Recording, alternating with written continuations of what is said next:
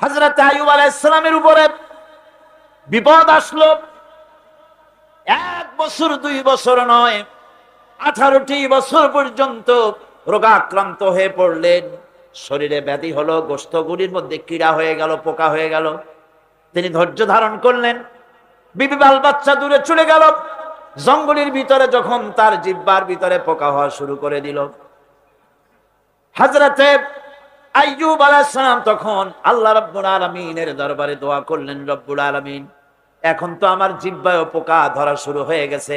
আমার জিহ্বায় যদি পোকা হয়, তোমার মতো আল্লাহর নামের জিকির কি দিয়া করব?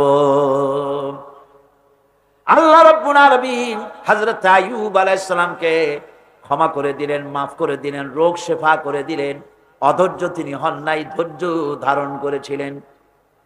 হযরতে ইউসুফ আলাইহিস সালাম, হযরতে ইয়াকুব আলাইহিস সালামের চোখের থেকে তাকে সরায় দেওয়া হলো। এত বড় বিরাট বিপদ, সেই বিপদেও তিনি ধৈর্য ধারণ করেছেন। ধৈর্য ধারণ করার কারণে আল্লাহ রাব্বুল আলামিন এমন নিয়ামত তারে দান করলেন। আল্লাহ পাক হযরত ইউসুফ আলাইহিস সালামকে বাঁচায় রাখলেন। শুধু বাঁচান নাই, প্রেসিডেন্ট বানায় দিলেন। আর তার জামা নিয়ে যখন আসতেছিলেন, কোথায় মিশর, কোথায় কেনান, হযরতে ইয়াকুব আলাইহিস সালাম বলেছেন, আমি যেন আমার নাকের ভিতরে ইউসুফের ঘ্রাণ পেতেছি।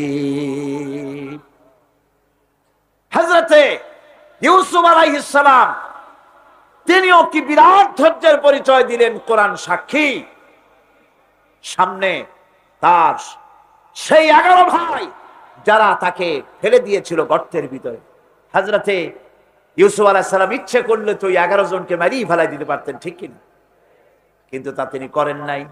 11 ভাইকে তিনি চিনেছেন, সাহায্য করেছেন। আর ওই 11 ভাই সম্পর্কে হযরত ইউসুফ আলাইহিস সালাম বললেন, লা তাসরিবা আলাইকুমুল ইয়াউম, তোমাদের বিরুদ্ধে আমার আজকে কোনো বিদ্বেষ নাই, আমি তোমাদেরকে মাফ করে দিলাম। সুবহানাল্লাহ, সুবহানাল্লাহ।